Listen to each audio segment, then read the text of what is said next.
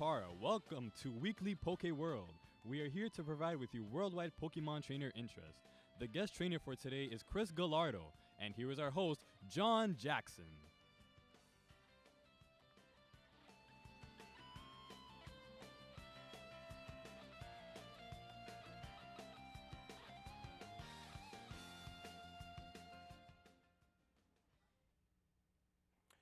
Good evening, everybody. This is John Jackson from Weekly Poke World. Today I'm here with the best Pokemon trainer, Chris Gallardo. Hello, Chris. Good. How are you? So, how long have you been playing Pokemon? Well, I have been playing it since I was a kid, but let's be honest, I didn't really know what I was doing. So, it wasn't until like 4-ish years ago that I kind of like understood the actual game mechanics and the underlying tones to Pokemon, like the IVs and EVs, which aren't as apparent when you start playing it. And so I wouldn't consider myself good until then. So that was kind of like when I started understanding how to play it more and more. And what age was that, just about? Probably about 16. 16. Took long enough, but It took a long... yeah, So, what are some of your favorite Pokemon characters? that's tough. Well, I'm assuming you mean by Pokemon, so then I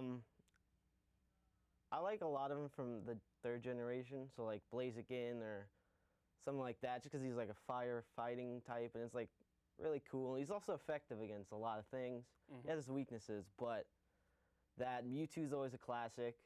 Charizard, Blastoise too. I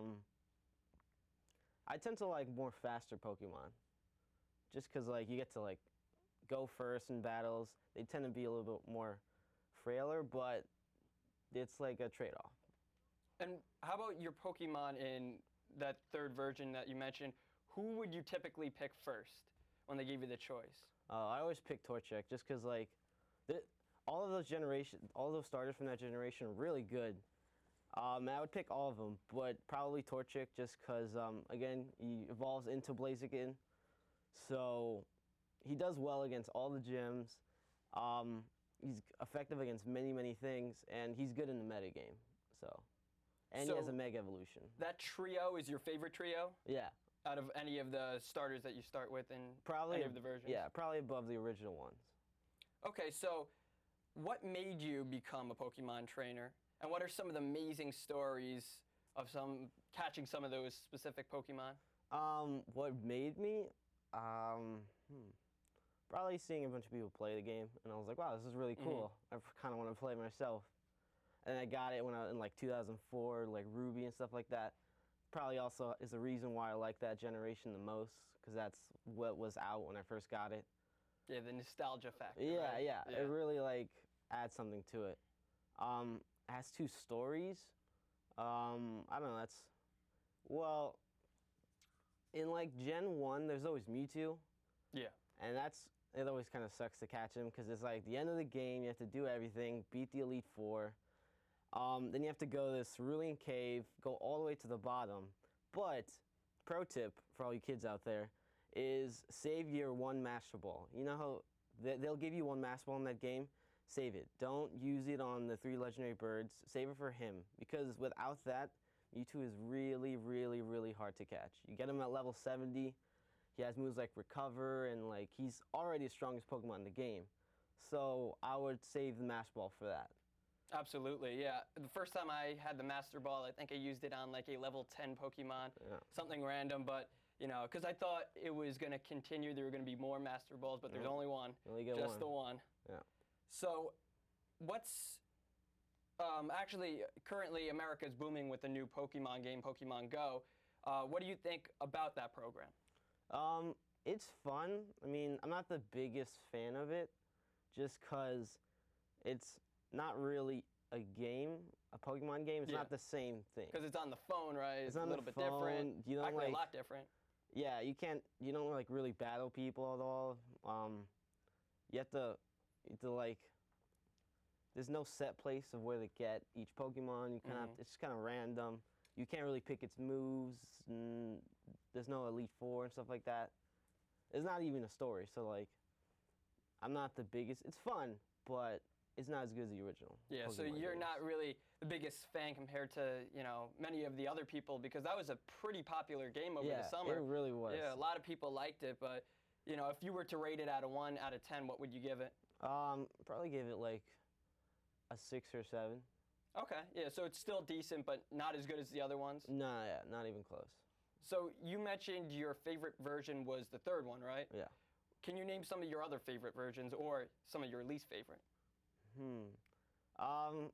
My least favorite would probably be the second version, the second generation, just because I always forget that they always blend with the first one so much, and I always forget that like Pokemon in that generation exists. There's a lot of ones that they kind of just throw out that don't give an evolution, and they're kind of just there.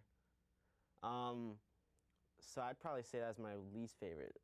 Most favorite, probably third generation or the first. That one's always fun. Or the sixth one is good too. How about the DS versions, Nintendo DS? Do you catch yeah. up with those? Yeah, Diamond those are and Pearl good. and- Yeah, like Lucario is one of my favorite Pokemon. He's cool. Yeah. So what do you do in your free time when you're not catching Pokemon? Well, I'm a civil engineer. Training to be. So that takes up a lot of my time, just studying for classes and doing math and sciences. Aside from that, kind of just like hanging out, chilling, relaxing. The usual, right? Yeah, the yeah, usual stuff college students would do. So thank you again for joining Weekly Pokeworld. I hope to have you back again. Join us next week. I'm John Jackson.